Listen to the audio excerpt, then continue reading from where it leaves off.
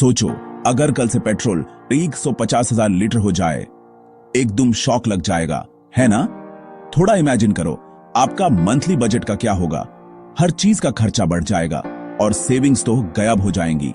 Crude oil का global game सिर्फ news की हेडलाइन नहीं है, ये हर इंडियन की पॉकेट, हर बिजनेस और पूरी इकोनॉमी को डायरेक्टली इंपैक्ट करता है।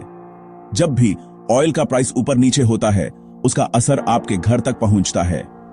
चलो समझते हैं ये क्रूड का बवाल। यह सिर्फ एक कमोडिटी नहीं, बल्कि ग्लोबल पॉलिटिक्स, इकोनॉमी और आम जिंदगी का हिस्सा है। देखो, अभी वर्ल्ड ऑयल मार्केट एकदम बैटलफील्ड बन चुका है। हर कंट्री अपने इंटरेस्ट के लिए फाइट कर रही है और हर डिसीजन का ग्लोबल इंपैक्ट पड़ता है। Russia versus OPEC plus, USA के शेल ऑयल प्रोड्यूसर्स का क्लैश और चाइना अपनी इंपोर्ट्स पे गेम खेल रहा है। हर प्लेयर अपनी स्ट्रेटजी से मार्केट को कंट्रोल करने की कोशिश कर रहा है। 20 में इंडिया को कुछ टाइम तक सस्ती ऑयल डील्स मिल रही थी, पर अब सीन बदल रहा है। ग्लोबल टेंशंस और सप्लाई चेन इश्यूज ने सब कुछ उल्टा पुल्टा कर दिया है। सबसे पहले ग्लोबल ऑयल प्राइसेस का खेल समझो। ऑयल का प्राइस सिर्फ सप्लाई डिमांड से नहीं, बल्कि जियोपॉलिटिक्स, वॉर्स और ट्रेड पैक्ट से भी डिसाइड होता है। पेंडेमिक के बाद जैसे ही डिमांड वापस आई, प्राइसेस ऊपर चढ़ गए।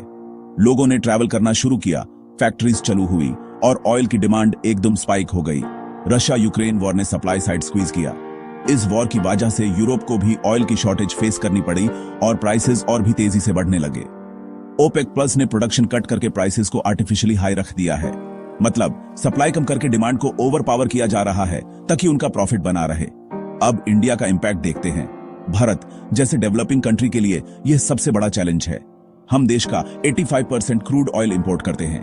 अपनी एनर्जी नीड्स के लिए हम बहुत डिपेंड करते हैं बाहर के कंट्रीज पर। जब ऑयल महंगा होता है तो पेट्रोल और डीजल की प्राइसेस एकदम शूट अप हो जाती हैं। पब्लिक ट्रांसपोर्ट, प्राइवेट व्हीकल्स, सब पे असर पड़ता है। ट्रांसपोर्ट कॉस्ट बढ़ता है, हर चीज की डिलीवरी महंगी हो जाती है और इन्फ्लेशन डबल डिजिट तक पहुंच सकता है। ग्रोसरी, वेजिटेबल्स, फ्रूट्स, सब कुछ महंगा हो जाता है। इस सबका सीधा असर होता है आम आदमी की पॉकेट पर, आपकी मंथली ईएमआई पर और आपके घर के बजट पर। ईएमआई, रेंट, स्कूल फीस, सब कुछ मैनेज करना मुश्किल हो जाता है। पर इंडिया भी महान स्ट्रेटेजिस्ट है। गवर्नमेंट ने कई स्मार्ट मूव्स किए हैं, जैसे ऑल्टरनेटिव सप्लायर्स ढूंढना और लॉन्ग टर्म कॉन्ट्रैक्ट्स साइन करना। रशिया से डिस्काउंटेड क्रूड लिया, इससे बिलियंस ऑफ डॉलर्स बच गए। यह पैसा इंफ्रास्ट्रक्चर, हेल्थ और एजुकेशन में इन्वेस्ट हो सकता है। लेकिन वेस्ट की तरफ से सैंक्शंस लग रहे हैं। इससे फ्यूचर में सप्लाई चेन और कॉम्प्लेक्स हो सकती है और नए चैलेंजेस आ सकते हैं। साथ ही ब्रिक्स कंट्रीज नए एनर्जी ट्रेड पैक्ट्स बना रहे हैं, तो फ्यूचर में इक्वेशन फिर बदल सकता है।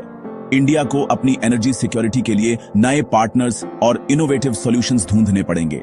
तो अगर ऑयल प्राइसेस ऐसे ही हाई रहे तो आरबीआई को शायद इंटरेस्ट रेट्स भी बढ़ाना पड़े। इससे लोन्स महंगे हो जाएंगे और बिजनेसेस को भी इंपैक्ट होगा। ग्रोथ स्लो हो सकती है, आपकी ईएमआई भी महंगी हो सकती है और मार्केट में अनसर्टेनिटी आ सकती है। इन्वेस्टर्स कॉशियस हो जाएंगे और जॉब्स पर भी प्रेशर आ सकता है। अब सवाल यह है, क्या इंडिया को रशिया से ऑयल लेना कंटिन्यू करना चाहिए या अपने सोर्सेज डाइवर्सिफाई करने चाहिए? डाइवर्सिफिकेशन से रिस्क कम होता है, लेकिन नए सप्लायर्स ढूंढना भी आसान नहीं है। आपका ओपिनियन क्या है? क्या आपको लगता है कि इंडिया को अपनी एनर्जी पॉलिसी बदलनी चाहिए? नीचे कमेंट करो और बताओ, क्या आपके हिसाब से क्रूड ऑयल का यह ग्लोबल गेम इंडिया की इकोनॉमी को हिला सकता है, या हम इस चैलेंज को अपॉर्चुनिटी में बदल सकते हैं? अगर वीडियो पसंद आए तो लाइक करो, शेयर करो और सब्सक्राइब करना मत भूलना। आपके सपोर्ट से ही हम ऐसे टॉपिक